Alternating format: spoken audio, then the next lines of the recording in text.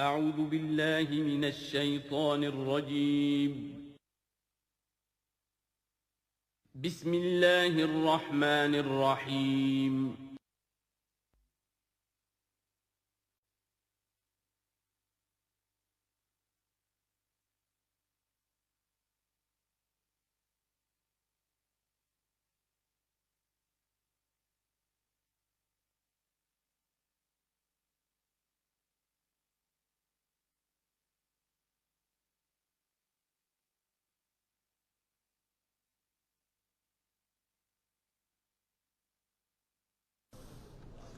اعوذ باللہ من الشیطان الرجیم بسم اللہ الرحمن الرحیم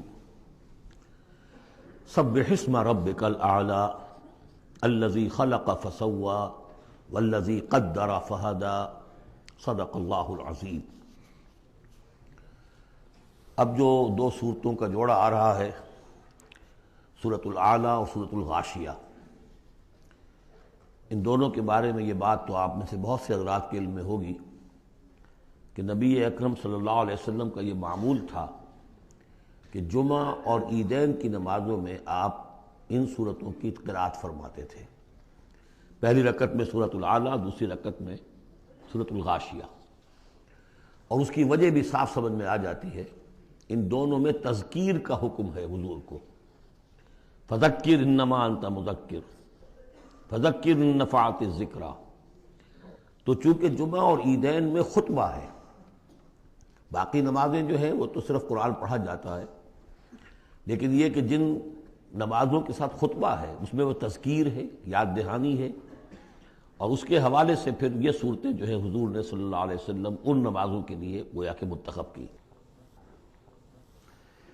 سبح اسم ربک الاعلی، پاکی بیان کرو اپنے اس رب کے نام کی جو بہت بلند و بالا ہے۔ نام کا لفظ یہاں کیوں کہا گیا؟ اس لیے کہ ہمارا جو بھی کوئی ذہنی رشتہ ہو سکتا ہے اللہ تعالیٰ کے ساتھ، جہاں تک اس کی ذات ہے، وراء الورا ثم وراء الورا ثم وراء الورا، اس کا کوئی تصور ہمارے لیے ممکن نہیں، ہمارے تخیل سے، تصور سے، وراء الورا ثم وراء الورا، ہمارا جو بھی اس کے ساتھ ذہنی قلبی رشتہ ہے اس کے ناموں کے حوالے سے ہے۔ وَلِلَّهِ الْأَسْمَاءُ الْحُسْنَىٰ فَادْعُوهُ بِهَا، لہذا تسبیح بھی ہوگی اللہ کی، تحمید بھی ہوگی تو اللہ کے ان اسماء کے حوالے سے۔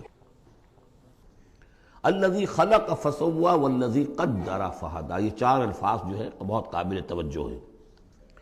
جیسے کہ اس سے پہلے ہم پڑھ چکے ہیں کہ تین الفاظ میں تخلیق کے عمل کو اللہ تعالیٰ نے واضح کیا تقسیم کرتے ہوئے۔ هو اللہ الخالق البارئ المصور، ایک شے کا پہلے ایک ذہن میں نقشہ بنتا ہے، پھر اس کا بالفعل اس کو پھر باہر جو ہے اس کا وجود آتا ہے، پھر اس کے فنشنگ ٹچز ہوتے ہیں، پھر تصویر ہے اس کی۔ الخالق الباری المصور، یہ سورہ حشر کے آخر میں جو اسماء کا گلدستہ ہے سب سے بڑا قرآن حکیم میں، اس میں آخر میں یہی تین ہیں۔ یہاں چار الفاظ ہیں، خلق فسوا۔ اس کو ہم یوں سمجھ سکتے ہیں کہ ایک ہے کسی چیز کا جو اصل حیولہ ہے وہ تیار کر دیا جائے، جس کی سادہ ترین مثال یہ ہے کہ بلڈنگ ہے، اس کا سٹرکچر کھڑا ہو گیا، اب اس کے بعد تسویہ ہے، اس کی چھان پھٹک کر کے اور اس کے سنوارنا ہے، اس کو، اس کے اندر ڈیکوریشن ہے، اس کے اندر مختلف جو ہے خوبصورتی کی چیزیں پیدا کرنی ہے، یہ تسویہ ہے۔ تو تخلیق ڈھانچہ کھڑا ہو جانا، اور تسویہ پھر اس کے اندر تمام چیزوں کو بہتر سے بہتر انداز میں فنشنگ ٹچز دینا۔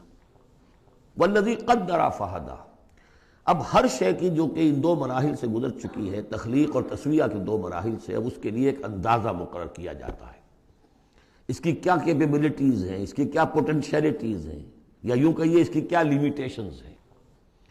اب ایک انسان ہے، اشرف المخلوقات ہے، لیکن اس کی یہ لیمیٹیشن ہے کہ وہ اڑ نہیں سکتا۔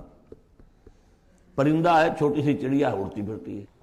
تو ہر ایک نوع کی لیمٹس ہیں، ہر ایک نوع کے لیے اللہ تعالیٰ نے اس کی ایک تقدیر، اس کا ایک اندازہ جو ہے مقرر کر دیا ہے۔ پھر انواع کی تقدیر مقرر، انسانوں کی بھی تقدیر ہے، وہ جو میں بتا چکا ہوں، شاکلہ جو بنتا ہے، وہ جو بھی جینز آئے ہیں وہ تو اس کے گویا کہ گیون ہیں اس کے لیے، کسی کو ذہانت والے ملے ہیں، کسی کے اندر جسمانی قوت والے زیادہ ہیں، کسی میں کوئی اور وصف ہے، تو یہ بھی اس کے لیے گیون ہے، اور اس سے اس کا شاکلہ تیار ہو جاتا ہے، اس کی شخصیت کا ایک سانچہ بنتا ہے۔ اب ظاہر بات ہے کہ اس کے اندر جو بھی اب وہ محنت کرے گا اس کے اندر اندر کرے گا، اس سانچے سے باہر نہیں نکل سکتا۔ جیسے انگریزی کی کہاوت کہہ لیجئے یا جو بھی اسے کہیں کہ وہ کہتے ہیں کہ you can't outgrow your skin, یہ کھال جو ہے ہمارے جسم پر چڑھی ہوئی ہے، آپ کتنے ہی موٹے ہو جائیں، میں اور کتنا ہی پھیل جاؤں، لیکن کھال سے باہر تو نہیں نکلوں گا، کھال وہ پھیلتی چلی جائے گی، تو کھال کے اندر رہنا ہے۔ اسی طرح وہ جو سانچہ بن گیا ہے انسان کی شخصیت کا، نیکی کریں گے تو اسی کے اندر اندر کریں گے، بدی کریں گے تو اس کے اندر اندر کریں گے۔ اب اس کی کوانٹٹی جو ہے وہ اللہ تعالیٰ کے ہاں فیصلہ کن نہیں ہے، اللہ تعالیٰ یہ دیکھ لے گا کہ اس شخص کے اندر کتنی کیپیبلٹی تھی، اس کے حساب میں اس نے کیا کیا۔ ایک شخص 100 درجے تک جا سکتا تھا، وہ گیا ہے 50 درجے تک۔ ایک شخص جا ہی سکتا تھا 50 تک اور وہ 50 تک چلا گیا، تو وہ 50 تک جو ہے وہ 100% کامیاب ہو گیا، اور یہ جو ہے ناکام شمار ہو جائے گا۔ تو یہی بات جو ہے میں نے وضاحت پہلے بھی کر دی تھی کہ لا یکلف اللہ نفسا الا وسعها، کسی بھی جان کو اللہ تعالیٰ مکلف نہیں ٹھہرائے گا، رسپانسبل نہیں ٹھہرائے گا مگر اس کی وسعت کے مطابق۔ یہ انڈیویجول سا جو ہے وسعت ہر شخص کی، اس کا شاکلہ، یہ گویا کہ اس کی ذاتی تقدیر ہے۔ فہدا، چوتھی چیز ہے کہ ہر شے کا ایک اندازہ مقرر کرنے کے بعد پھر ایک جبلی ہدایت اس کو دے دی جاتی ہے، چلو ادھر۔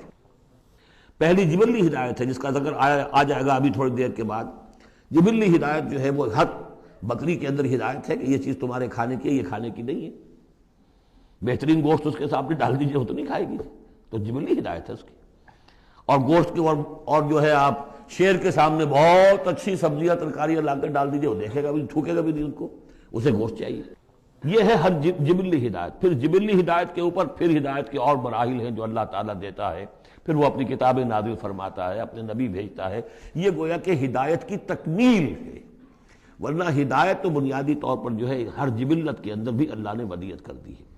تو یہ ہر کریشن کے لیے یہ 4 الفاظ جو یہاں آئے، سبح اسم ربک الاعلی الذی خلق فسوی والذی قدر فہدی والذی اخرج المرعی، وہی ہے کہ جو نکالتا ہے چارہ زمین سے، فجعلہ غثاء احوا، جو شروع میں تو گھاس اگی ہے تو بڑی خوبصورت ہریاول جو ہے، اس کے بعد وہ سیاہ پڑ جاتا ہے اور چورا چورا ہو جاتا ہے۔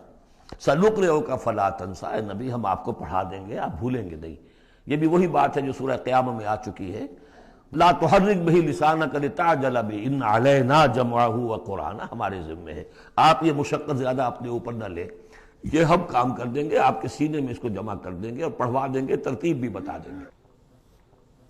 سنقرئک فلا تنسیٰ الا ما شاء اللہ، سوائے اس کے جو اللہ چاہے۔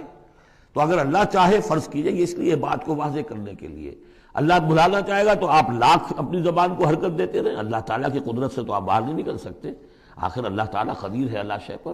لیکن یہ کہ یہ صرف اس امکان کو ظاہر کرنے والی بات ہے، اس کا یہ مطلب نہیں کہ اس سے یہ نکل آتا ہے کہ قرآن مجید کی کوئی آیت جو ہے اللہ نے بھلوا بھی دی محمد کو صلی اللہ علیہ وسلم۔ یہ ایسے ہی ہے، قل ان کان للرحمن ولد فانا اول العابدین، اگر اللہ کا کوئی بیٹا ہو تو سب سے پہلے میں پوجوں گا اسے۔ تو یہ اس طرح کی چیز ہے، الا ما شاء اللہ انہ یعلم الجہر وما یخفی، وہ اللہ تعالیٰ جو ہے وہ تو جانتا ہے، خواہ کوئی بلند آواز سے بات کہی جائے اور خواہ اسے چھپایا جائے۔ وَنُيَسِّرُكَ لِلْيُسْرَىٰ، اب یہ لفظ ذرا یہاں نوٹ کر لیجئے، یہ آگے بڑھ کر ایک مضمون کھلے گا اس سے۔ اور سہج سہج تیسیر، یسر سے باب تفعیل، آسان کرنا، اور سہج سہج تھوڑا تھوڑا رفتہ رفتہ ہم آپ کو آسان بنا دیں گے۔ کس چیز کے لیے؟ یسرا، وہ بڑی جو آسانی ہے جنت وہاں پہنچائیں گے، اور جو بڑی کامیابی ہے دنیا میں دین کا غلبہ وہاں بھی پہنچا دیں گے، لیکن سہج سہج ہوگا۔ اس کے لیے اپنا ایک تدریج ہے جو ہماری حکمت میں، ہمارے علم میں ہے۔ ویسے ہم چاہیں آنے واحد میں کر دیں، دین کا غلبہ ہو جائے، کوئی رہے نہ دشمن، آنے واحد میں تمام انسان جو ہے اور تمام جنات کو ابو بکر جیسا بنا دیں، ہم بنا سکتے ہیں۔ لیکن یہ کہ ہماری حکمت تخلیق ہے اس میں یہی ہوگا، تیسیر، آہستہ آہستہ، اور یہ فلسفہ آگے چل کر بہت کھلے گا۔ وَنُيَسِّرُكَ لِلْيُسْرَىٰ فَذَكِّرْ إِن نَّفَعَتِ الذِّكْرَىٰ، آپ تو یاد دہانی کراتے رہیے اگر فائدہ دے سمجھانا۔ اور اس میں در حقیقت یہ ہے کہ ذکر جو ہے اللہ تعالیٰ کا اور اللہ تعالیٰ کی تذکیر جو ہے، اگر تو کہہ دیا ہے یہاں پر اگر فائدہ پہنچائے، لیکن اس کا یہ مطلب نہیں کہ اگر فائدہ پہنچائے تبھی تذکیر کی جائے، اس لیے کہ آگے آ رہا ہے سَيَذَّكَّرُ مَن يَخْشَىٰ، یعنی آپ اگر تذکیر کریں گے تو جس کے دل میں کچھ خوف ہے اس کو تو فائدہ ہو جائے گا نا۔ آپ تذکیر فرما رہے ہیں، نئی وحی آ گئی ہے، اسے آپ نے پڑھ کر سنایا ہے، وہ جن کو پرواہ نہیں ہے ان کو تو فائدہ نہیں ہوگا، لیکن آپ کے اہل ایمان ساتھیوں کے علم میں اضافہ ہوگا، ان کے اندر اور جو ہے ایمان جو ہے بڑھے گا۔ سَيَذَّكَّرُ مَن يَخْشَىٰ وَيَتَجَنَّبُهَا الْأَشْقَىٰ، البتہ جو شقی ہے، بدبخت ہے، وہ اس کا اپنا پہلو کترا جائے گا، وہ پہلو موڑ لے گا۔ الذی یصلی النار الکبریٰ، جس کا انجام پھر یہ ہونا ہے کہ وہ بڑی آگ میں جھونکا جائے گا، داخل ہوگا بڑی آگ میں۔ ثم لا یموت فیہا ولا یحییٰ، پھر نہ اس میں وہ مرے گا اور نہ زندہ رہے گا، نہ زندوں میں نہ مردوں میں۔ لا تبقی ولا تذر، سورہ مدثر میں جو آیت آئی تھی، ثم لا یموت فیہا ولا یحییٰ، پھر نہ اس میں اس کو موت آئے گی، نہ وہ زندوں میں ہوگا نہ مردوں میں۔ قد افلح من تزکیٰ، یقیناً کامیاب ہو گیا وہ، یہ مضمون بھی آگے اب پھیلے گا اور بڑھے گا، ترقی کرے گا۔ قد افلح من تزکیٰ، بے شک کامیاب ہوا وہ کہ جس نے تزکیہ حاصل کر لیا، اپنے آپ کو پاک کر لیا۔ یعنی انسانی روح جو ہے وہ اس جسم میں جب قید کی گئی ہے، بنایا گیا بہت بلند، لقد خلقنا الانسان فی احسن تقویم، پھر ڈالا ہے اس میں، اس حیوانی جسد کے اندر، ثم رددناہ اسفل سافلین۔ اب یہ کہ یہاں سے وہ چڑھائی چڑھنی پڑے گی، یہاں سے اوپر اٹھنا ہوگا، آپ کو محنت کرنی ہوگی، ہر انسان کو تزکیہ کرنا ہوگا، فلاح حاصل کرنے کے لیے کچھ اپنے جذبات کو کنٹرول کرنا ہوگا، کچھ اپنی شہوات کو دبانا ہوگا، اپنے نفس کا ضبط نفس کا سامان کرنا ہوگا، کچھ اپنی روح کی تقویت کا سامان کرنا ہوگا، جیسے کہ یہ دو طرفہ پروگرام رمضان کا ہے کہ دن میں روزہ رکھو اور اس حیوانی وجود ہے اسے ذرا کمزور کرو، تھوڑا سا مزمحل کرو، تاکہ اس کا دباؤ جو ہے اس روح ربانی کے اوپر، اس بدن میں کچھ کمی آئے۔ رات کو کھڑے ہو جاؤ اور اس روح کے اندر آبیاری، اس کے اوپر قرآن کے انوار کی بارش کرو، اس سے یہ کہ یہ روح تازہ ہوگی، زندہ ہوگی، اپنے رب کی طرف متوجہ ہوگی۔ یہ ہے عمل تزکیٰ۔ قد افلح من تزکیٰ وذکر اسم ربہ فصلی، اور اس نے دیا نام، اپنے رب کے نام کا ذکر کیا اور پھر نماز پڑھی۔ تو اس میں یہ کہ یہی شکل ہو چکی ہے جمعے کے اندر۔ پہلے جو ہے تذکیر کے لیے خطبہ ہوتا ہے، خطبہ جو ہے تذکیر کے لیے ہے۔ چنانچہ جو حدیث ہے مسلم شریف میں، حضور کا معمول کیا تھا جمعے کے لیے؟ کان للنبی صلی اللہ علیہ وسلم خطبتان یجلس بینہما یقرأ آیات القرآن ویذکر الناس۔ حضور کے دو خطبے ہوتے تھے، اس کے درمیان آپ بیٹھتے بھی تھے تھوڑی دیر کے لیے، حالانکہ خطبے آپ کے ہوتے تھے بہت ہی مختصر، کوئی تھکان کی وجہ سے نہیں آپ بیٹھتے تھے۔ میرے نزدیک یہ کہ جو 2 رکعتیں ہیں ظہر کی، اس کے قائم مقام ہے یہ 2 خطبے۔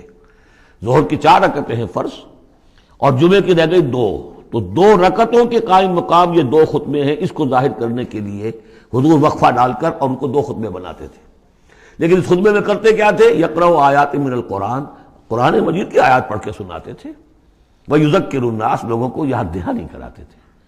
اور اس میں معاملہ کیا تھا؟ از دل خیزت بر دل ریزت، زبان کا حجاب تھا ہی نہیں، حضور کی زبان عربی اور جو سننے والے بیٹھے ان کی زبان عربی، تو لمبے چوڑی بات کی ضرورت بھی نہیں تھی، ہمیں تو معنی بتانے پڑتے ہیں، اس کا مفہوم بتانا پڑتا ہے، تب ترجمہ کرنا پڑے گا، کوئی نحوی اشکال ہو وہ بتانا ہوگا، انہیں کوئی ضرورت نہیں تھی، مختصر ترین خطبہ ہوتا تھا، اور اس میں تذکیر، یاد دہانی۔ اور اسی میں آتا ہے اصل میں وہ حدیث جو آتی ہے کہ وہ جو میں آپ کو بتا رہا تھا کہ وہاں اللہ کے نبی نے بتایا ہے کہ جو پہلی گھڑی میں، اگرچہ اس میں اختلاف ہے کہ اس سے مراد کیا ہے، ایک رائے تو یہ ہے کہ اشراق کے وقت جو لوگ پہنچ گئے مسجد میں، گویا کہ وہ پہلی ساعت میں مسجد میں آ گئے جمعے کے روز، ان کو اتنا ثواب ملے گا جتنا کہ ایک اونٹ کی قربانی سے ہوتا ہے۔ جو دوسری ساعت میں آئیں گے انہیں اتنا ثواب ملے گا جتنا ایک گائے کی قربانی کا۔ تیسری ساعت میں آئیں گے ان کو اتنا ثواب ملے گا جتنا ایک بکری یا میڑھا جو ہے اللہ کی راہ میں قربان کیا۔ چوتھی ساعت میں آئیں گے ان کے لیے ایسا ہے کہ ایک جو مرغی ہے وہ اللہ کی راہ میں صدقہ کر دی، اور جو 5ویں میں آئیں گے وہ ایسے جیسے کہ ایک انڈا اللہ کی راہ میں خیرات کر دیا۔ اس کے بعد جو آتا ہے تو جو فرشتے بیٹھے ہوتے ہیں مسجدوں کے دروازوں پر اور ان کے رجسٹر ہوتے ہیں، ان میں حاضری کا اندراج کرتے ہیں وہ۔ اس کے بعد جب امام کا خطاب شروع ہو جاتا ہے، لیکن وہاں خطبہ ہوتا تھا، خطاب نہیں، ہمارے ہاں تو پھر 2 چیزیں ہو گئی، ایک اردو کی تقریر پھر ایک خطبہ۔ جب امام کا خطبہ شروع ہو جاتا ہے تو اس کے بعد فرشتے اپنے رجسٹر بند کرتے ہیں، یستمعون الذکر، وہ بھی اس ذکر کو سننے میں مصروف ہو جاتے ہیں، یعنی اب جو آنے والے ہیں ان کا اندراج نہیں ہوتا۔ اب اس میں جو تعویل کی علماء نے، اور علماء میں سے شاہ ولی اللہ دہلوی کی بھی تعویل ہے یہ کہ ایک تو یہ کہ اس سے مراد یہ ہماری ساعتیں نہیں ہیں بلکہ کچھ خفی ساعتیں ہیں یہ، اگرچہ مجھے اختلاف ہے ان کی رائے سے۔ البتہ دوسری بات انہوں نے جو کہی ہے کہ اس میں جو اندراج نہیں ہوتا وہ اس معنی میں کہ فضیلت اب نہیں رہی، فضیلت گئی، فرض کی ادائیگی تو ہو جائے گی، چاہے خطبے کے دوران بھی آپ پہنچ گئے ہیں تب بھی جمعے کی فرض کی ادائیگی تو ہو جائے گی، لیکن فضیلت کا معاملہ دفتر فضیلت ہے جو فرشتے بند کرتے ہیں، اب آپ کا اندراج نہیں ہوگا جب امام نے خطبہ شروع کر دیا۔ تو وہ ہے کہ ذکر اسم ربہ، پہلے خطبے میں اللہ کا نام لیا، ذکر کیا، پھر نماز پڑھی، یہ ترتیب گویا کہ جمعے کے اندر ہو رہی ہے۔ بل تؤثرون الحیات الدنیا، تمہارا اصل مرض کیا ہے؟ تم دنیا کی زندگی کو ترجیح دیتے ہو۔ اللہ اللہ خیر صلی اللہ، میں نے یہی کہا تھا نا کہ بما قدم واخر، کسے آگے رکھا کسے پیچھے رکھا، سارا فیصلہ تو اس میں ہے۔ مقدم آخرت ہے اور دین ہے یا دنیا ہے؟ یا تو آپ نے مقدم بنا دیا آخرت کو تو جتنی دنیا مل جائے اللہ کا فضل ہے، اللہ کی طرف سے دین ہے، بونس ہے، لیکن اگر آپ نے مقدم بنا دیا دنیا کو تو پھر آپ گئے۔ بس یہ ہے سارا کانٹے کی بات جو ہے۔ تو اس حوالے سے بل تؤثرون الحیات الدنیا کلا بل تحبون العاجلہ وتذرون الآخرہ، تمہارا اصل مرض یہ ہے، تم اس عاجلہ سے محبت کرتے ہو، اس کا نفع بھی نقد نقصان بھی نقد، تکلیف بھی فوراً محسوس ہو گئی اور راحت بھی فوراً محسوس ہو گئی، اور آخرت کا نفع نقصان بھی قرض ہے، ادھار ہے، اس کی تکلیف اس وقت محسوس نہیں ہو رہی، انگارے بھر رہے ہیں اپنے پیٹ کے اندر لیکن وہ انگارے اس وقت پیٹ کو جلا نہیں رہے ہیں، وہ انگارے ظاہر ہو جائیں گے قیامت کے اندر، وہ جلائیں گے اس وقت، لیکن انگارے بھر اس وقت رہے ہو۔ جو فرمایا کہ جو یتیموں کا مال ہڑپ کرتے ہیں ناحق طور پر، ما یاکلون فی بطونہم الا نار، وہ آگ بھر رہے ہیں اپنے پیٹوں کے اندر، لیکن اس وقت وہ آگ ٹھنڈی ہے، شوگر کوٹڈ ہے، اوپر اس کے انسولیشن ہے، وہ آپ کے معدے کو جلاتی نہیں جا کر، لیکن وہی ہے تو آگ۔ بہرحال تم ترجیح دیتے ہو دنیا کو، والآخرۃ خیر وابقیٰ، جبکہ آخرت بہتر بھی ہے اور باقی رہنے والی ہے۔ ان ھذا لفی الصحف الاولی، یہی بات تھی پرانے صحیفوں میں۔ اصل میں یوں سمجھیے کہ جو کانٹے کی بات ہے وہ یہ ہے، جو اصل شے ہے ہدایت اور ضلالت کی جو بات ہے، راز وہ یہ ہے، کس کو مقدم کس کو مؤخر، دنیا یا آخرت۔ صحف ابراہیم و موسیٰ، صحف اولا یعنی ابراہیم کے صحیفے اور موسیٰ کے صحیفے، ان کا ذکر پہلے بھی آیا ہے، تو موسیٰ کے صحیفے ہمیں معلوم ہے، ابراہیم کے نہیں۔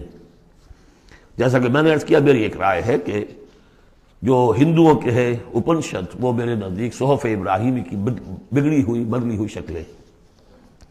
سورۃ الغاشیہ، بسم اللہ الرحمن الرحیم، هل اتاک حدیث الغاشیہ، کیا پہنچ چکی ہے تمہارے پاس اس ڈھانپ لینے والے کی خبر، وہ جب آئے گی قیامت ڈھانپ لے گی۔ وجوہ یومئذ خاشعہ، یہ مضمون دیکھیے سورہ قیامہ میں بھی آیا تھا، وجوہ یومئذ ناظرۃ الی ربہا ناظرہ ووجوہ یومئذ باسرۃ تظن ان یفعل بہا فاقرہ۔ پھر سورہ عبس میں آ چکا ہے، وجوہ یومئذ مسفرۃ ضاحکۃ مستبشرہ ووجوہ یومئذ علیہا غبرۃ ترہقہا قطرہ۔ یہاں دیکھیے وجوہ یومئذ خاشعہ، بہت سے چہرے اس دن ہوں گے ذلیل ہوئے دبے ہوئے جھکے ہوئے، عاملۃ ناصبہ، ایسے کہ جیسے بڑی کوئی مشقت جھیلی ہے، اس کا تکان کے اثرات ہے، ایگزاسٹڈ ہے۔ تصلیٰ نارا حامیہ، وہ داخل ہوں گے ایک تپتی ہوئی آگ میں، دہتی ہوئی آگ میں۔ تسقیٰ من عین آنیہ، انہیں پلایا جائے گا وہ پانی کے جو کھولتا ہوا ہوگا، ایک ایسا چشمہ جس کا پانی کھولتا ہوا ہوگا۔ لیس لہم طعام الا من ضریع، نہیں ہوگا ان کے لیے کھانے کے لیے غذا مگر جھاڑ کانٹوں والی جھاڑیاں، یا وہ زقوم جس کا ذکر پہلے ہو چکا ہے۔ لا یسمن ولا یغنی من جوع، نہ تو وہ موٹا کرے اور نہ وہ بھوک ہی کو مٹائے، یعنی یہ کہ کھانے کے دو ہی فائدے ہوتے ہیں، آپ کے جسم کو تقویت حاصل ہو، یا یہ کہ کم سے کم بھوک کا احساس تو ختم ہو جائے، ان دونوں میں سے کوئی شے نہیں ہوگی۔ اب اس کے برعکس وجوہ یومئذ ناعمہ، بہت سے چہرے ہوں گے اس روز تر و تازہ، جیسے کہ ناز و نعم میں پلے ہوئے لوگ ہوتے ہیں ان کے چہرے۔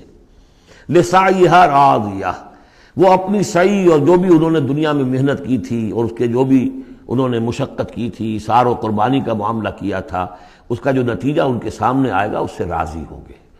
لسعیہا، یہ انہی کی کوشش تھی، محنت تھی، لیکن آج اللہ نے قبول فرما لی۔ اولئک کان سعیہم مشکورا، وہ لوگ ہوں گے کہ جن کی سعی جو ہے اللہ تعالیٰ کے یہاں مقبول ہو جائے گی تو وہ راضی ہوں گے۔ فی جنت عالیہ، ایک باغ میں جو بہت بلند ہوگا، اونچا۔ لا تسمع فیہا لاغیہ، اس میں وہ کوئی لغو بات بھی نہیں سنیں گے۔ کوئی لغو بات سننے سے بھی انسان کو کوفت ہوتی ہے، تو اور تو کوئی بات کیا جھوٹ سننا یا کوئی الزام، یہ تو اس کا سوال نہیں، لغو بات بھی نہیں سنیں گے۔ فیہا عین جاریہ، اس میں ایک چشمہ ہے جاری، چلتا ہوا، بہتا ہوا۔ فیہا سرر مرفوعہ، اس میں اونچے تخت ہیں رفیع۔ واکواب موضوعہ، اور آب خورے ہیں، کپس ہیں، جام ہیں کہ جو رکھے ہوئے بڑے حساب سے، بڑی عمدگی سے چنے ہوئے۔ ونمارق مصفوفہ، اور قالین ہیں جو صف کے اندر بچھائے ہوئے ساتھ کے ساتھ لگا کر۔ وزرابی مبسوسہ، اور مخمل کے نہالچے ہیں جو ہر جگہ جگہ پھیلے ہوئے ہیں، تھوڑی دیر کے لیے ادھر جا کے بیٹھنا ہے تو وہاں بھی ہے۔ افلا ينظرون الى الابل كيف خلقت، یہ وہ آیات ہے قرآن کی کہ جس میں جو علامہ اقبال نے کہا ہے کہ آبزرویشن، دیکھو اور پھر نتیجے نکالو۔ یہ جو کلچر ہے یہ قرآن نے پیدا کیا ہے۔ توہمات، ایسے ہی بنائے ہوئے عقائد جن کے لیے کوئی سند نہیں، نہ عقل میں ہے اور نہ نقل میں ہے۔ یا تو وہی ہے، ریویلڈ نالج ہے جو اس میں ہے، عقل میں آئے یا نہ آئے وہ اللہ کی بات ہے، وہ ماننی ہے، لیکن اس کے بعد اس سے ماورا کوئی بات جو خلاف عقل ہے وہ نہیں مانیں گے۔ وہ پھر ہونی چاہیے ان السمع والبصر والفؤاد کل اولئک کان عنہ مسئولا، پھر اس سے ہے۔ تو اب دیکھو، افلا ينظرون الى الابل كيف خلقت، تو کیا یہ غور نہیں کرتے، دیکھتے نہیں ہیں کہ اونٹوں کو کیسے بنایا گیا ہے، ان کے جسم کی کتنی ہم آہنگی ہے ان کے ماحول کے ساتھ۔ پورے پورے ہفتے انہیں پانی نہ ملے لیکن وہ چلتے رہیں گے، کھانے کو نہ ملے چلتے رہیں گے۔ ان کے پاؤں ایسے بنائے کہ دھستے نہیں ہیں ریت کے اندر۔ کیف خلقت وإلی السماء کیف رفعت، اور آسمان کیسے اس کو بلند کیا گیا ہے۔ یہ اسٹرانومی والوں کا فیلڈ ہے، وہ سمجھے کیسے ہے یہ۔ وإلی الجبال کیف نصبت، اور یہ جو پہاڑ ہے یہ کیسے گاڑ دیے گئے، یہ جیولوجی والوں کا فیلڈ ہے، وہ اس پر تحقیق کریں۔ وإلی الارض کیف سطحت، اور زمین کو نہیں دیکھتے کیسی بچھا دی گئی ہے۔ ویسے اس کا ایک خاص وہ سمجھ لیجئے پس منظر بھی ہے کہ کن چیزوں کی طرف، ویسے تو ہر کائنات کی ہر شے اللہ کی نشانی ہے۔ ان فی خلق السماوات والارض واختلاف اللیل والنہار والفلک التی تجری فی البحر بما ينفع الناس وما انزل اللہ من السماء من ماء فاحیا به الارض بعد موتها وبث فيها من كل دابة وتصريف الرياح والسحاب المسخر بين السماء لآیات لقوم یعقلون، ہر شے آیت ہے۔ شیخ سعدی کہتے ہیں برگ درختان سبز در نظر ہوشیار، ہر ورق دفترست از معرفت کردگار۔ یہ جو درخت ہیں ان کے جو پتے ہیں سفید ہرے ہرے پتے، جو دیکھنے والی آنکھ ہے اس کو تو یہ ان میں سے ہر پتا ایک دفتر نظر آتا ہے معرفت کا، اللہ تعالیٰ کی معرفت کا۔ اور آج ہمیں معلوم ہوا ہے کچھ نہ کچھ، آج سے پہلے لوگوں کو معلوم نہیں تھا کہ ہر پتے میں ایک فیکٹری ہے، فوٹو سنتھسس کی فیکٹری ہے، کہ جو یہ سولر انرجی ہے اسے وہ جذب کر رہی ہے اور اس کو جو ہے کنورٹ کر رہی ہے، وہی انرجی ہے جو لکڑی کے اندر سٹور ہو رہی ہے، پھر آپ لکڑی جلا کر نکال لیتے ہیں، یہ آگ کہاں سے آ گئی؟ وہی سولر انرجی، اس کی سورس وہی ہے، اور اس سولر انرجی کو، سورج کی اس حرارت کو جذب کر رہا ہے یہ پتا، اور وہاں وہ عمل جاری، ہر پتا ایک فیکٹری ہے فوٹو سنتھسس کی۔ تو برگ درختان سبز در نظر ہوشیار، ہر ورق دفترست از معرفت کردگار۔ لیکن یہاں چار چیزوں کا ذکر جو ہوا ہے یہ ایک خاص پس منظر ہے۔ آپ کو معلوم ہے کہ ان لوگوں کے جو پہلے مخاطب تھے قرآن کے، ان کی زندگی گزرتی تھی سفروں میں، لیلۃ الشتاء والصیف، اور سارا یہ حجاز کا علاقہ تھا جب یہ چلتے تھے تو چلتے ہوئے کیا چیز ہے؟ اونٹ پر تو سوار ہیں، اوپر آسمان ہے، داہنے بائیں پہاڑ ہے، نیچے زمین ہے۔ یہ چار چیزیں وہ تھی کہ جو ان کے لیے ہر وقت ہر آن ان کی نگاہوں کے سامنے۔ دیکھتے تو تم ہو لیکن یہ حیوانوں کا سا دیکھنا دیکھ رہے ہو تم۔ یہ تو اونٹ نے بھی دیکھ لیا کہ اوپر آسمان ہے نیچے زمین ہے اور ادھر پہاڑ ہے ادھر پہاڑ ہے، یہ تو اس نے بھی دیکھ لیا، تم نے کیا دیکھا؟ دم چیز پیامِ شریدی نہ شنیدی در خاک تو یک جلوہ آمیخت نہ دیدی۔ یہ سانس جو آ رہا ہے یہ پیام ہے، کوئی پیغام ہے اللہ کا، کبھی سنا ہے کہ نہیں سنا؟ اور تمہاری خاک کے اندر ایک جلوہ بھی ہے، جلوہ ربانی، روح ملکوتی بھی ہے، کبھی دیکھا ہے اس کو؟ دیدن دیگر آموز شریدن دیگر آموز. یہ صرف حیوانوں کا سا دیکھنا اور حیوانوں کا سا سننا، اس سے ذرا آگے بڑھو، انسانوں کا سا دیکھنا، انسانوں کا سا سننا سیکھو. تو یہ ہے وہ کہ اب ان کو دیکھو، ان چیزوں کو آبزرو کرو، ان کی حکمتوں کو دیکھو، ان کو انویسٹیگیٹ کرو. اس میں قوانین فطرت جو ہیں، قوانین طبیعی ہیں، ان کا انکشاف ہوگا. یہ ساری چیزیں تمہارے لیے مسخر کر دی گئی ہیں، تم ان کو ماسٹر کرو، ان کو اپنے استعمال کرو، ایکسپلائٹ کرو. یہ سارا کام تمہارے لیے ہے. تمہیں خلافت دی گئی ہے زمین کی، پوری دنیا تمہارے لیے بنائی گئی ہے. خلق لکم ما فی الارض جمیعا، تمہارے لیے بنائی گئی. لیکن یہ کہ اس میں توہمات ہو جائیں تو پھر ظاہر بات ہے کہ وہ علم کا راستہ رک جائے گا. افلا ينظرون الى الابل كيف خلقت والى السماء كيف رفعت والى الجبال كيف نصبت والى الارض كيف سطحت فذكر انما انت مذکر. تو اے نبی آپ نصیحت کرتے رہیے، تذکیر کرتے رہیے، ان کو بتاتے اور سکھاتے رہیے، یاد دہانی کرتے رہیے. آپ تو بس یاد دہانی کرانے والے ہیں، آپ ان کے اوپر لست علیہم بمسیطر، آپ کو داروغہ نہیں ہے کہ کان پکڑ کر لے آئیں ان کو ہدایت کے راستے پر. یہ آپ کا کام نہیں. الا من تولا وکفر، سوائے اس کے کہ جس نے منہ موڑا اور کفر کیا، فیعذبہ اللہ العذاب الاکبر، پھر اس کو تو اللہ عذاب دے گا، سب سے بڑا عذاب. کیوں سب سے بڑا عذاب؟ رسول کے آنے کے بعد جبکہ حق بالکل عریاں ہو کر سامنے آ جائے، کوئی شک و شبہ باقی نہ رہے، ان کی سیرت کے بارے میں، ان کی شخصیت کے بارے میں کوئی داغ نہیں، کوئی دھبا نہیں، کوئی انگلی اٹھ نہیں سکتی. اور جس طریقے سے آیات ربانیہ انہوں نے پڑھ پڑھ کر سنا دی ہیں، اب بھی اگر کوئی نہیں ہے تو معلوم ہوا کوئی خیر نہیں ان کے اندر. اب یہ شدید ترین عذاب کے مستحق ہیں. انا الینا ایابہم، اے نبی ان سب کو ہماری طرف لوٹ کر آنا ہے. ثم ان علینا حسابہم، پھر ہمارے ذمہ ہم حساب لے لیں گے. آپ اپنا کام کیے جائیے، جو آپ کا فرض ہے آپ ادا کیجئے، باقی یہ ہم پر چھوڑیے. ذرنی والمکذبین، سمجھے، مجھے چھوڑ دیجئے، میں ان سے نمٹ لوں گا. ذرنی والمکذبین اولی النعمہ مہلہم قلیلا. اور دیکھیے کس طرح یعنی سورہ تاریخ میں ختم ہوئی ہے کہ ایک ہی آیت میں مہلہم، آپ کو ان کو ذرا دیجئے، مہلت دیجئے. امہلہم، دونوں صیغوں میں، باب تفعیل بھی اور پھر باب افعال بھی. انا الینا ایابہم ثم ان علینا حسابہم اللہم حاسبنا حسابا یسیرا اللہم حاسبنا حسابا یسیرا. آمین یا رب العالمین. سورۃ الفجر. بسم اللہ الرحمن الرحیم. والفجر ولیال عشر والشفع والوتر واللیل اذا یسر. یہ قسمیں جو ہیں، پہلے جیسا کہ عرض کیا مشکلات القرآن میں سے ہیں اور اس طرح کے دورے میں اس میں بحث نہیں ہو سکتی، لیکن یہ کہ فجر، عام خیال یہ کہ اس سے مراد ہے 10 ذی حج کی جو فجر ہوتی ہے، جس کے بعد کہ نحر ہوتا ہے، قربانی ہوتی ہے، وہ گویا کہ کلائمیکس ہے پھر حج کے افعال کا. ولیال عشر، اور اس سے پہلے کی 10 راتیں. ظاہر بات ہے کہ 10 تاریخ جب ہوگی تو 10ویں رات گزر چکی ہے، تو یکم ذی الحج سے لے کر اور 10 ذی الحج تک کی یہ 10 راتیں جو ہے گزر چکی ہیں. والشفع والوتر، اور ایک 10 راتیں وہ ہے کہ جو عشرہ رمضان مبارک میں ہیں، اس میں شفع اور وتر کا فرق ہے، جفت اور طاق کا. طاق میں پھر لیلۃ القدر ہے. ویسے یہ کہ یہ طاق رات کون سی ہوتی ہے، اب اس کے بارے میں کافی کچھ ایک مسائل پیدا ہو چکے ہیں. بہرحال یہاں تک والشفع والوتر یہی خیال ہے کہ اس سے مراد ہے کہ یہ جو راتیں ہیں جو جفت اور طاق ہیں ماہ رمضان مبارک کے آخری عشرے کی. واللیل اذا یسر، اور رات، اس گواہ ہے رات جب کہ وہ چلے. حل فی ذالک قسم لذی حجر، کیا اس میں ہے کوئی دلائل ہے، قسم ہے ان لوگوں کے لیے کہ جو عقل مند ہیں، ان میں جو نشانیاں ہیں ان چیزوں کے اندر جن کو کہ گواہی کے اندر پیش کیا گیا ہے. اب آ رہا ہے مضمون. الم تر کیف فعل ربک بعاد، تم نے دیکھا نہیں کیا کیا تھا آپ کے رب نے عاد کے ساتھ، قوم عاد کے ساتھ کیسے ہلاک کیا تھا. ارم ذات العماد، وہ ارم جو ستونوں والا تھا.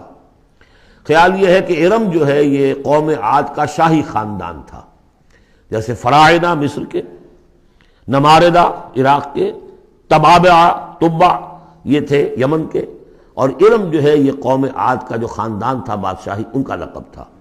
ذات العماد، اونچے اونچے ستونوں والا. اور اب جو اس شہر کی شداد، جو ان میں ایک بہت بڑا بادشاہ گزرا ہے، اس کے آثار، اس کے کھنڈر موجود دیکھ لیے گئے ہیں کہ اس صحرا کے نیچے دبے ہوئے ہیں، اور 30 اس کے اوپر بڑے بڑے مینار بنے ہوئے ہیں اس شہر کی فصیل کے اوپر۔ تو ذات العماد جو بڑے ستونوں والا تھا، التی لم یخلق مثلھا فی البلاد، جیسے کہ اس سے پہلے کبھی دنیا میں نہیں بنائے گئے تھے۔ معلوم ہوتا ہے کہ ویسی تعمیر جو اس عاد کے بادشاہ شداد نے کی تھی، شاید دنیا میں پہلی مرتبہ اتنا، اسی لیے شداد کی جنت مشہور ہے، اس نے وہ جنت بنا لی تھی اپنی، اس قدر وہاں پر ساز و سامان تھا۔ وَثَمُودَ الَّذِينَ جَابُوا الصَّخْرَ بِالْوَادِ، اور تم نے دیکھا کہ اس سمود کے ساتھ کیا کیا تمہارے رب نے، جنہوں نے چٹانوں کو، وادی میں چٹانوں کو تراش تراش کر محل بنا لیے، وہ تو اب بھی موجود ہیں، بڑے بڑے ہال، پھر بغلی کمرے، بڑے عمدہ ان کے جو مکان بنے ہوئے۔ وَفِرْعَوْنَ ذِي الْأَوْتَادِ، اور کیا کیا آپ کے رب نے فرعون کے ساتھ کہ جو میخوں والا تھا، اس کے چونکہ بڑے بڑے لشکر چلتے تھے تو بہت سے خچر تو ایسے ہوتے تھے جن کے اوپر صرف جو خیموں کو کھڑے کرنے کے لیے میخیں ہوتی تھی وہی اٹھا کے چل رہے ہیں۔ کچھ اور بھی اس کے بارے میں آ رہا ہے، واللہ عالم۔ الذین طغوا فی البلاد، اصل بات یہ ہے کہ ان تمام قوموں نے سرکشی اختیار کی ملکوں میں، فاکثروا فیہا الفساد، ظاہر بات ہے جب اللہ کے خلاف سرکشی ہوگی تو خلق کے لیے فساد ہو جائے گا۔ اکثروا فیہا الفساد، اس میں بڑا فساد پیدا کر دیا۔ آج جو فساد ہے ہیوز اور ہیو ناٹس کا، نارتھ ورسز ساؤتھ، ایک فساد ہے، دنیا میں ہے، چل رہا ہے، جس طریقے سے کہ پیسہ کھینچ رہی ہیں یہ قومیں، G7 اور G9، یہ اگرچہ ان کے لیے بھی پرابلمز پیدا ہو رہے ہیں، اور بھی دور فلک ہیں ابھی آنے والے، ناز اتنا نہ کرے ہم کو ستانے والے، ان کی بھی اپنی جو ہے اندر سے رگیں کٹ رہی ہیں، لیکن بہرحال ایک زمانے میں انہوں نے فساد مچایا۔ ظہر الفساد فی البر والبحر بما کسبت ایدی الناس فصب علیہم ربک صوت عذاب، تو پھینکا اور دے مارا ان کے اوپر ان کے رب نے عذاب کا کوڑا۔ عذاب کا کوڑا تھا جس سے آل فرعون بھی ختم ہوئے، اور وہ عاد بھی تباہ و برباد کر دیے گئے، قوم سمود نسیہ منسیہ کر دیے گئے۔ ان ربک لبالمرصاد، جان لو کہ تمہارا رب تاک میں بیٹھا ہوا ہے، گھات میں ہے، جو کوئی ایسی سرکشی کرے گا اس کا پھر یہی حشر کرے گا۔ یہ اب جو مضمون آ رہا ہے قرآن مجید میں بہت ہی اہم مضمون ہے۔ فَأَمَّا الْإِنسَانُ إِذَا مَا ابْتَلَاهُ رَبُّهُ فَأَكْرَمَهُ وَنَعَّمَهُ فَيَقُولُ رَبِّي أَكْرَمَنِ، انسان کا معاملہ یہ ہے کہ جب اس کا رب اسے آزماتا ہے، اسے عزت دیتا ہے، نعمتیں دیتا ہے، تو وہ کہتا ہے میرے رب نے مجھے عزت دی۔ وَأَمَّا إِذَا مَا ابْتَلَاهُ فَقَدَرَ عَلَيْهِ رِزْقَهُ، جب اسے آزماتا ہے اور اس کا رزق جو ہے اس پر تنگ کر دیتا ہے، راشننگ کر دیتا ہے، تھوڑا تھوڑا دیتا ہے، فَيَقُولُ رَبِّي أَهَانَنِ، تو وہ کہتا ہے میرے رب نے مجھے ذلیل کر دیا۔ کلا، ایسا نہیں ہے۔ آپ کو کیا خرابی نظر آئی اس میں؟ کوئی شرک نہیں ہے۔ اس نے یہ تو نہیں کہا کہ مجھے نعمتیں دی ہیں تو کوئی لکشمی بائی کی کرپا ہو گئی ہے، یہ تو نہیں کہا، اللہ نے، میرے رب نے مجھے عزت دے دی، اور اگر کہیں تنگی آ گئی ہے تو یہ میرے رب نے مجھے ذلیل کر دیا۔ توحید تو مکمل ہے نا یہاں، کہ کسی اور دیوی دیوتا، کسی اور الہہ کا تذکرہ نہیں ہے، رب ہی نے مجھے عزت دی، رب ہی نے مجھے ذلیل کیا۔ تو عز من تشاء و تذل من تشاء، اے اللہ تو ہی ہے جس کو چاہتا عزت دیتا ہے، جس کو چاہتا ذلیل کر دیتا ہے۔ تو کیا خرابی کیا اس میں؟ اس میں خرابی یہ ہے کہ اس دنیا میں جو کچھ تمہیں ملتا ہے تم اسے عزت مت سمجھو، یہ امتحان ہے، اور اگر کبھی تنگی آتی ہے اسے ذلت نہ سمجھو، یہ بھی امتحان ہے۔ یہ برابر ہے، یہ تم نے اسے عزت سمجھا دھوکہ کھا گئے، اس کو ذلت سمجھا دھوکہ کھا گئے۔ چاہے توحید انٹیکٹ ہے آپ کی، لیکن توحید جو ہے وہ تو یوں سمجھیے کہ جڑ بنیاد ہے نا ہدایت کی، اس سے اوپر بھی تو منزلیں ہیں ہدایت کی کہ نہیں۔ یہ امتحان ہے۔ ایک لفظ جو کامن ہے، اذا مبتلاہ ربہ فاکرمہ، جب اسے ابتلا میں ڈالا اور ابتلا میں عزت دی۔ دیکھیں اب کرتا کیا ہے، صبر کر، یہ شکر کرتا ہے، اپنی جو بھی ہم نے اس کو نعمتیں دی ہیں وہ حقداروں کو ان کے حق ادا کرتا ہے کہ نہیں کرتا ہے۔ یہ عزت نہیں ہے، عزت تو تب ہوگی جب تم اس امتحان میں پورے اترو گے۔ ذالک یوم التغابن، وہ تو قیامت میں پتہ چلے گا کہ کس کے لیے عزت تھی کس کے لیے نہیں۔ کسی کو تنگی دی ہے تو یہ ذلت نہیں ہے، دیکھنا ہے صبر کرتا ہے کہ نہیں کرتا۔ کہیں یہ بالکل مستر ہو کر اور اپنی عزت نفس جو ہے ہتھیلی پر رکھ کر لوگوں کے سامنے مانگنے کے لیے تو نہیں نکل جاتا، پتہ چل گیا نا۔ تو یہ امتحان ہے۔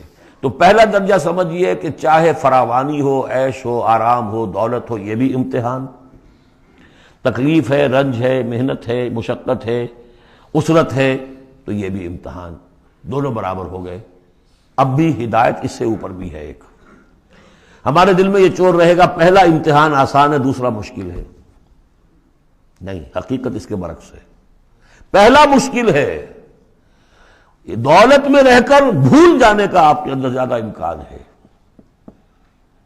الہا، میں نے حدیث آپ کو سنائی تھی، ما قل و کفا خیر مما کثر و الہا، اگر زیادتی ہوگی، دولت ہوگی، تم اللہ کو بھول جاؤ گے تو زیادہ سخت نقصان یہ ہے، زیادہ بڑا امتحان یہ ہے۔ اور اگر ناپ تول کر مل رہا ہے تو ہر وقت اللہ یاد رہے گا، یہ ہلکا ہے، اگر حقیقت وہ بھاری ہے۔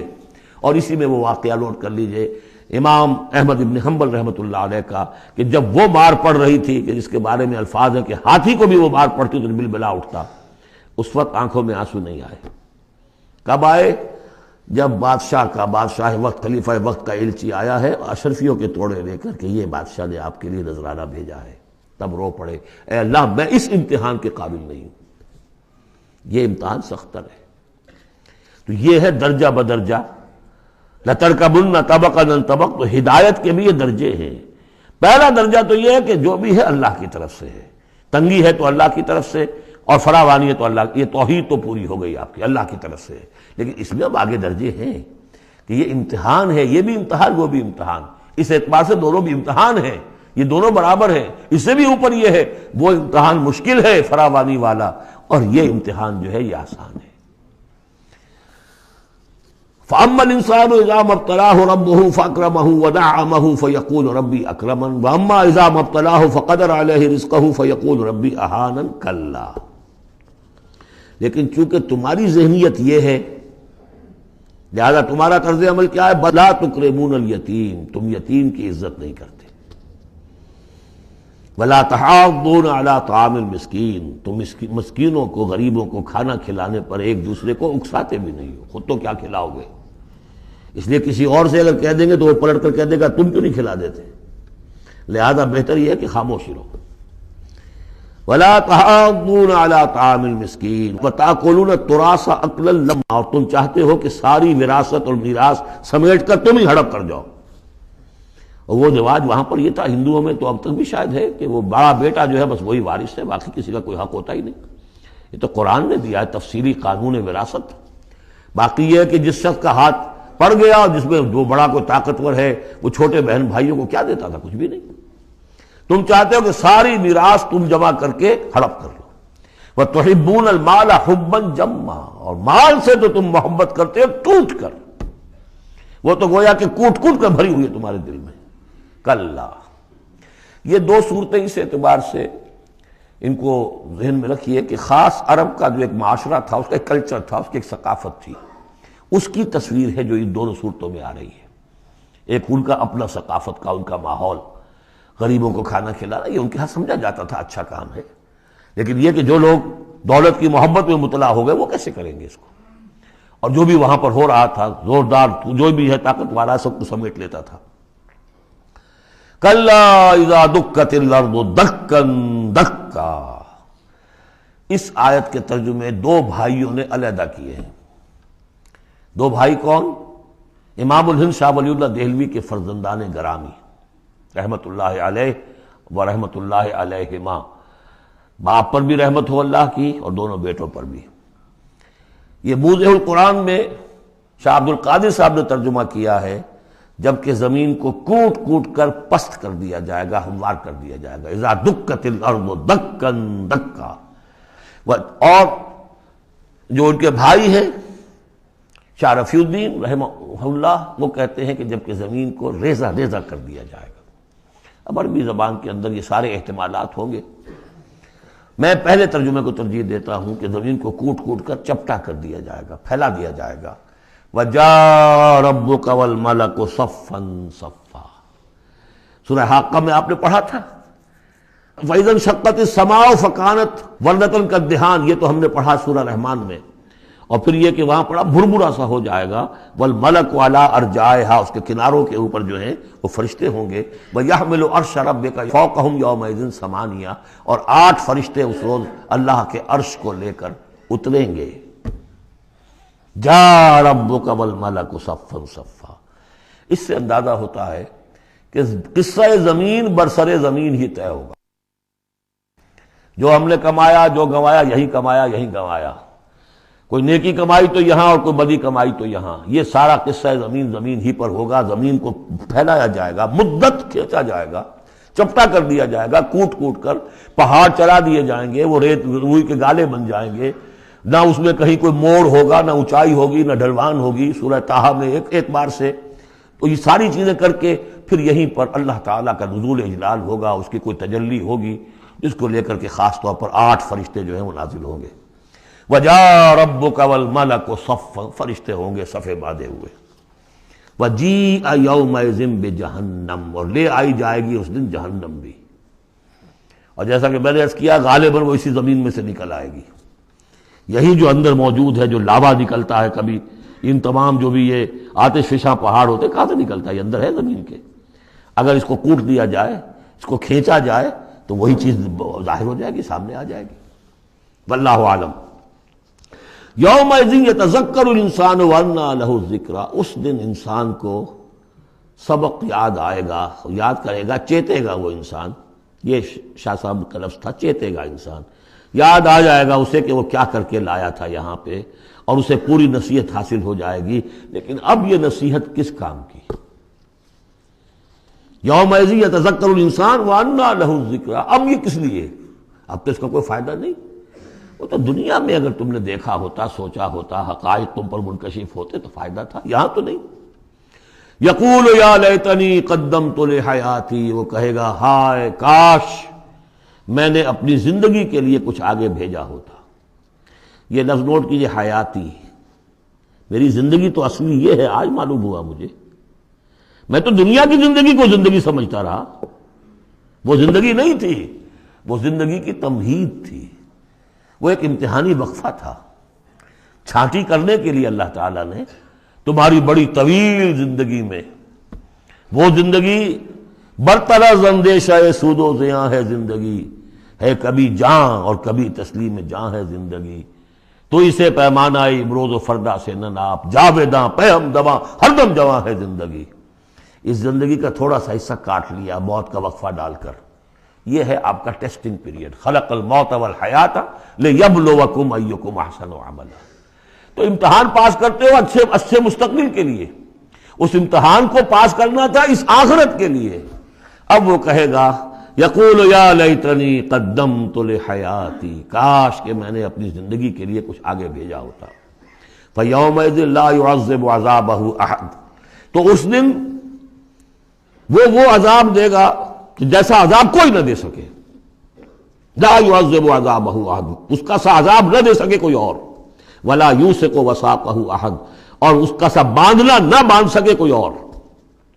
لیکن اسی وقت کچھ قسمت ہوں گے، کوئی خوش قسمت، جن سے کہا جائے گا یا ایتھا النفس المطمئنہ، اے نفس مطمئنہ. کون؟ جو اس زندگی میں، امتحانی زندگی میں مطمئن ہو کر اپنے رب کی بندگی میں لگا رہا، یکسوئی کے ساتھ اس کے دین کے ساتھ چمٹا رہا. مطمئن. یا ایتھا النفس المطمئنہ ارجعی الی ربک راضیۃ مرضیہ، اب لوٹ جاؤ اپنے رب کی طرف اس حال میں کہ تم اس سے راضی، وہ تم سے راضی. رضی اللہ عنہم ورضوا عنہ فادخلی فی عبادی، داخل ہو جاؤ میرے نیک بندوں میں. اولئک مع الذین انعم اللہ علیہم من النبیین والصدیقین والشہداء والصالحین. جاؤ ادھر جاؤ. وادخلی جنتی، اور داخل ہو جاؤ میری جنت میں. اللہم ربنا اجعلنا منہم، بڑی ہمت کرنی پڑے گی یہ کہنے کے لیے کہ پروردگار ہمیں ان میں شامل فرما دے. سورۃ البلد، اب یہ اس کا جوڑا ہے. بسم اللہ الرحمن الرحیم. لا اقسم بہذا البلد، یہ میں نے نہیں وضاحت کی آپ کے سامنے. یہ لا اقسم کیوں ہے؟ لا اقسم، لا اقسم بیوم القیامہ، لا اقسم بالنفس اللوامہ، فلا اقسم بالشفق واللیل وما وسق. یہ لا جو ہے نافیہ نہیں ہے، یہ لا ہے اس معنی میں تم جو کہہ رہے ہو غلط ہے، میں قسم کھاتا ہوں قیامت کے دن کی. اسی طرح تمہارے دماغ میں جو بیٹھا ہوا غلط نہیں. جیسے کہ انگریزی میں نے I swear by the day of judgment, لیکن ہوتا کیا ہے انگریزی میں نے کے بعد کاما لگ جاتا ہے تو آپ کو پتہ چل گیا یہ علیحدہ ہے، لیکن عربی میں یہ قومیں وغیرہ ہے نہیں. تو لا اقسمو میں نہیں قسم کھاتا، یہ نہیں ہے. نہیں قسم ہے مجھے قیامت کے دن کی، نہیں قسم ہے مجھے اس شہر کی. کون سا شہر؟ مکہ مکرمہ. کیوں؟ یہ ابھی بات میں واضح ہو جائے گی. وَأَنْتَ حِلٌّ بِهَذَا الْبَلَدِ، اور اے نبی آپ حلال کر لیے گئے ہیں اس شہر میں.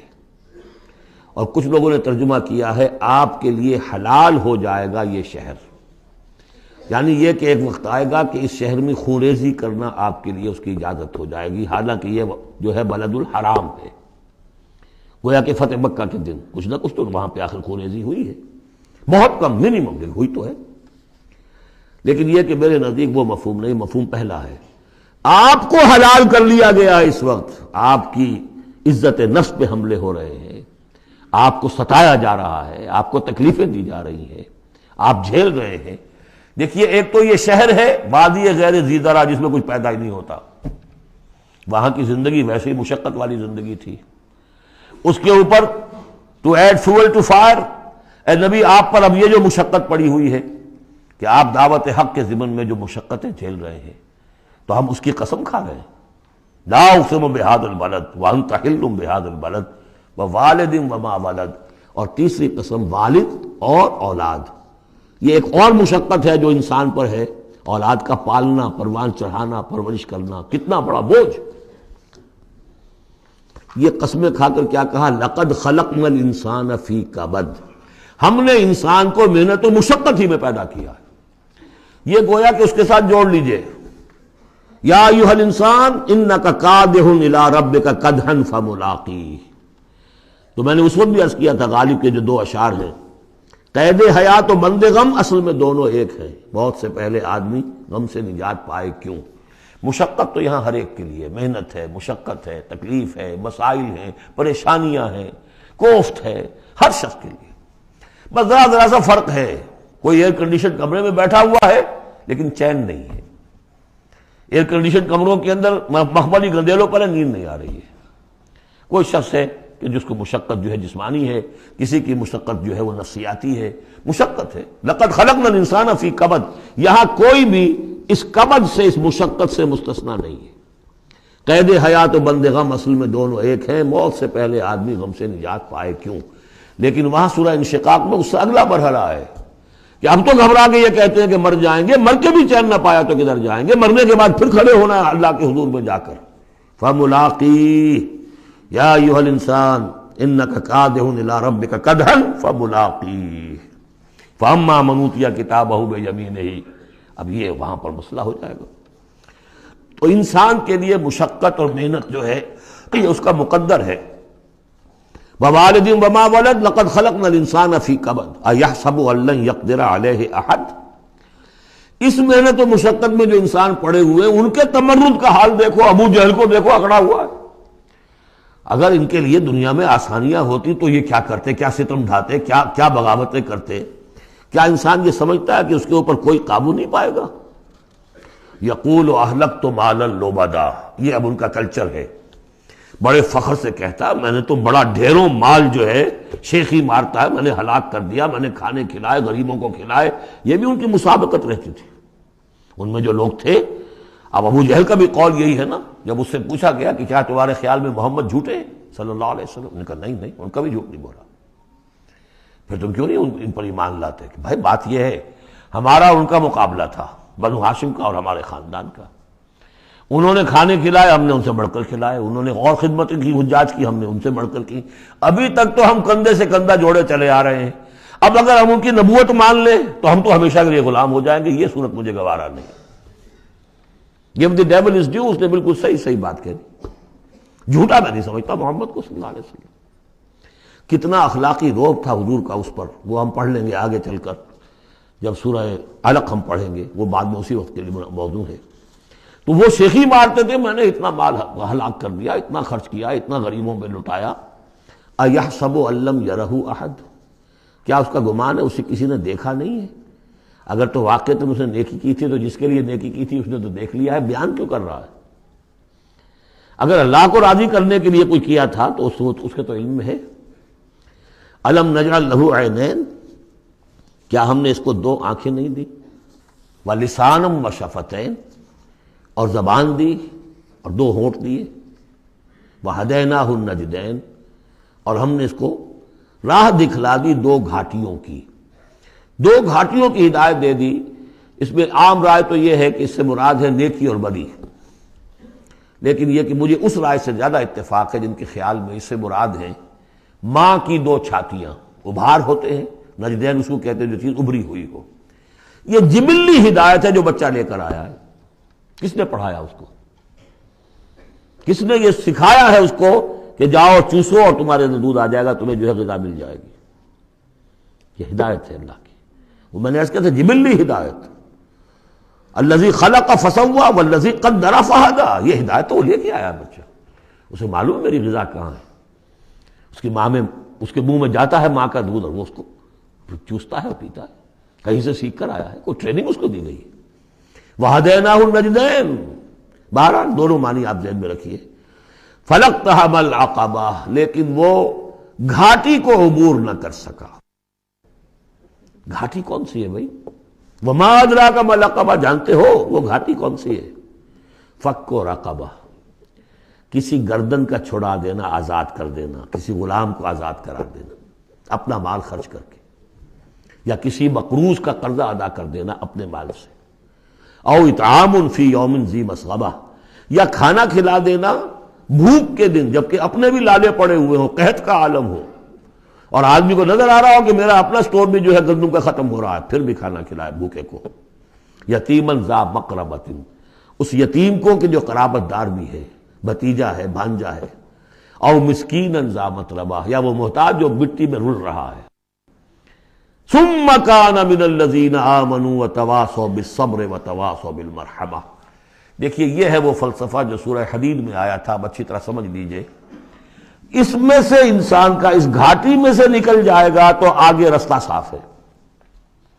وہ اصل جو بریک لگا ہوا ہے وہ مال کی محبت کا ہے. اس کو کھولو گے پھر گاڑی چلاؤ، چلے گی گاڑی. جس کے دل میں یہ مال کی محبت ہے، جو مال کو خرچ نہیں کر سکتا کسی بھی ضرورت مند کے اوپر، کسی ادائے حقوق کے اندر، اب وہ شخص جو ہے وہ تو گویا کہ اس گھاٹی سے نکلا ہی نہیں. اسے ایمان کی کہاں نعمت میسر آئے گی. ایمان لے بھی آئے گا اس حال میں تو منافق ہوگا. سمجھ رہے میری بات کو؟ اگر یہ گند دل میں سے نکلا نہیں، پاک نہیں ہوا، تو ایمان لے بھی آئے گا کسی وجہ سے تو منافق بنے گا، مومن تو نہیں بن سکتا صحیح معنی میں. اس گندگی کو دور کرو، جیسا کہ ہم نے وہاں پڑھا تھا اعلموا ان اللہ یحیی الارض بعد موتها قد بینا لکم الآیات لعلکم تعقلون ان المصدقین والمصدقات واقرضوا اللہ قرضا حسنا یضاعف لهم ولهم اجر کریم والذین آمنوا باللہ ورسلہ. یہ منزل طے کر کے اگر ایمان لایا ہے انسان تو اولئک هم الصدیقون والشہداء، وہ ان کے مراتب عالیہ کھلے ہوئے ہیں. ادھر جاؤ یا ادھر جاؤ اپنی استاد طبع اور مزاج کے مطابق.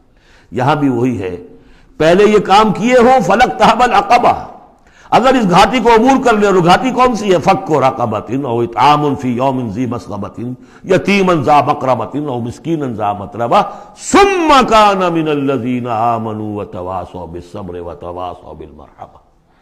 زمین کے اندر سے یہ گند آپ نے نکال دیا، شوریلی زمین کے اندر جو بھی تھا اس کو صاف کر کے اب بیج ڈالیے ایمان کا. ثم، یہ زمین تیار ہو گئی ہے، اب بیج ڈالیے. ثم کان من الذین آمنوا، پھر ہوا وہ ان لوگوں میں شامل کہ جو ایمان لائے اور تواصوا بالصبر وتواصوا بالمرحمہ. یہ مضمون یہاں آگے آئے والعصر ان الانسان لفی خسر الا الذین آمنوا وعملوا الصالحات وتواصوا بالحق وتواصوا بالصبر. اور یہاں پہ ترتیب بدلی ہوئی ہے، وہاں ایمان کے بعد عمل صالح یا عمل صالح کے بعد ایمان ہے. وہاں تواصی بالحق کے بعد تواصی بالصبر ہے، یہاں تواصی بالصبر پہلے ہے، تواصی بالمرحمہ بعد میں ہے. تو اس میں تقابل سے بہت سے جو حقائق ہیں وہ کھلتے ہیں. ثم کان من الذین آمنوا وتواصوا بالصبر وتواصوا بالمرحمہ.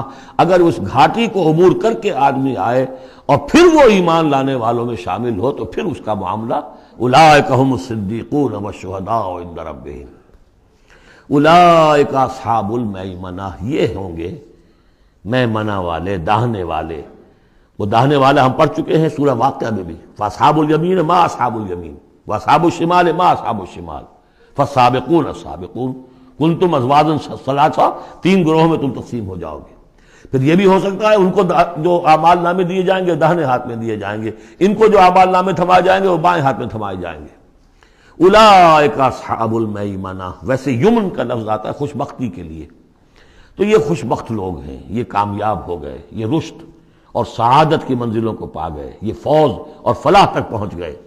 والذین کفروا بآیاتنا، اور جو لوگ ہماری آیات کا انکار کریں گے، ہم اصحاب المشأمہ، وہ ہوں گے کم بختی والے. علیہم نار موصدہ، ان پر آگ بند کر دی جائے گی. یعنی ایک وہ ہے آگ کہ جس کا باہر نکل رہے ہیں، لپٹیں نکل رہی ہیں، ایک یہ کہ بند کر دیا جائے تو ساری حرارت اندر ہی اندر رہے، گویا کہ جیسے دم پخت کہتے ہیں آپ، پوری کی پوری جو ہے ان کے اوپر آگ موند دی جائے گی. علیہم نار موصدہ. اللہ تعالی ہمیں اس سے بچائے اور ہمیں اللہ تعالی اپنی شان غفاری اور شان رحیمی کی طفیل ہمیں اصحاب جنت میں داخل فرمائے. بارک اللہ لی ولکم فی القرآن العظیم ونفعنی وإیاکم بالآیات والذکر الحکیم.